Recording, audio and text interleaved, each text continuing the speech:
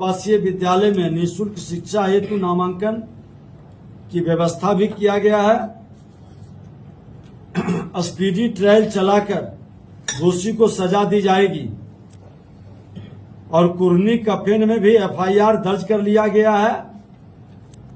अनुसंधान किया जा रहा है, त्वरित गति से कार्रवाई होगी।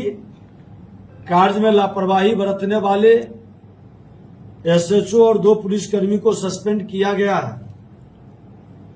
पोस्को के तहत मामला दर्ज करके उनको भी जो नियम के तहत है वह राशि प्रदान की जाएगी।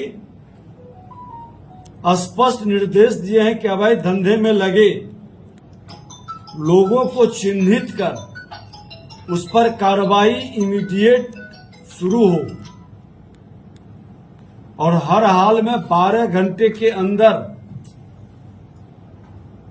आरोपित पर जो भी एक्शन लेने की जरूरत है, सरकार की ओर से खुला छूट है कि प्रशासन एक्शन ले। ये मानवता का दुश्मन है। अपराधी की कोई जात नहीं होती है।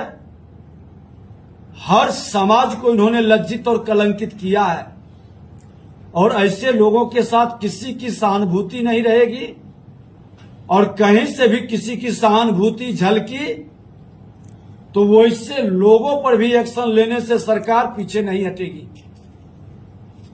जो भी इनको बचाने के लिए प्रत्यक्ष या अप्रत्यक्ष कहीं भी चिन्हित किए गए वो बख्शे नहीं जाएंगे।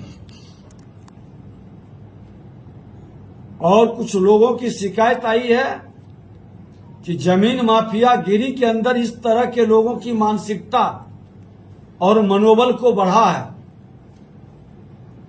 हमने यहाँ के प्रशासन को कहा है कि आप इसका भी एक तहकीकात करके पूरा ऐसे रैकेटियन को जो जमीन माफिया गिरी में संलिप्त है उसको एक सूचीबद्ध करके उसके सारे कारनामे को खंगालने का और सक्षम प्राधिकार के अंदर उसको भेजने का और जांच कराने का कार्रवाई भी शुरू की जाएगी।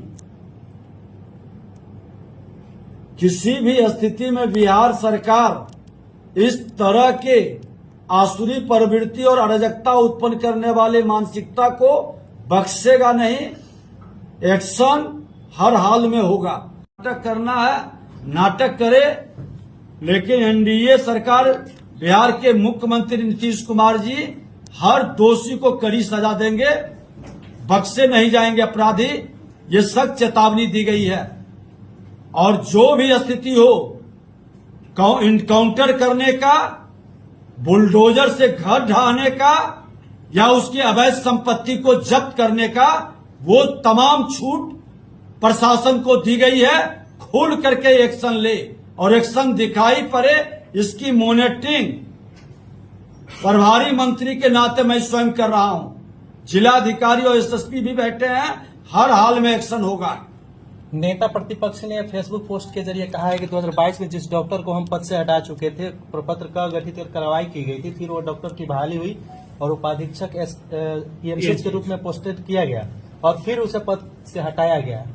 उन्होंने कहा है कि बिहार में स्वास्थ्य विभाग में लूट मची हुई है और अमंगल राज आ गया है बिहार में।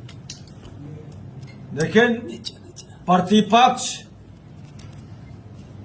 अपनी भूमिका ईमानदारी से निभावे तो सरकार को सहयोग मिलता है।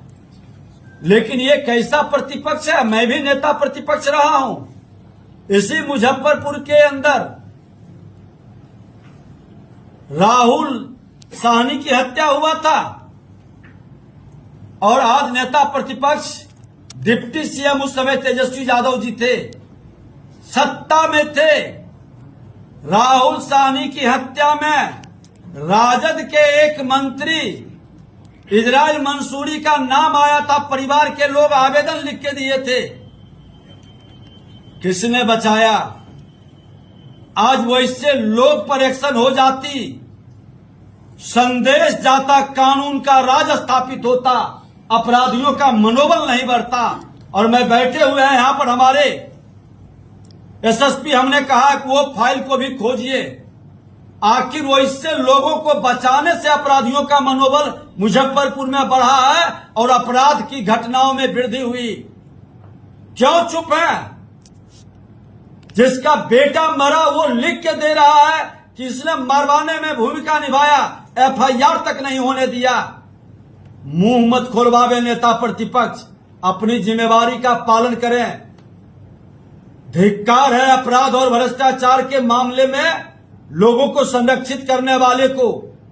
राजनीति न करें, बिहार को बचाने का, हर बिहारी को बदनाम होने से बचावें और मान सम्मान की लड़ाई हर बिहारी के लिए सबकी जिम्मेवारी है। हमको जितना बन सकेगा पूरी ईमानदारी के साथ, अगर जो कोई दोषी है, कोई भ्रष्टाचारी है, प्रमाण के साथ, प्रतिपक्ष की तो यही भूमिका होनी चाहिए, पूरे प्रमाण के साथ आगे लाना चाहिए। मैं भी प्रतिपक्ष में था, यही सिपाही भर्ती में सिंगला, क्या नाम था? एसपी सिंघल, नहीं, सिंघल, एसके सिंघल डीजीपी थे। पेपर लीक में हमने ही प्रमाण निकाल के सदन के अंदर सीएम को दिया और मुख्यमंत्री ने एक्शन लेके कार्रवाई भी किया। मुख्यमंत्री की ओर से कहीं एक्शन में कमी नहीं है। बता दें कि राहुल साहनी में किसने बचाया और मुझे मुजफ्फरपुर में अपराधियों का मनोबल किसने बढ़ाया। ये राजद के मानसिकता के कल्चर बंद होनी चाहिए। हम तो कहा कि मेरा बेटा भी अपराधी है, काउंटर कर दो। एक बार भी एनडीए के कोई लोग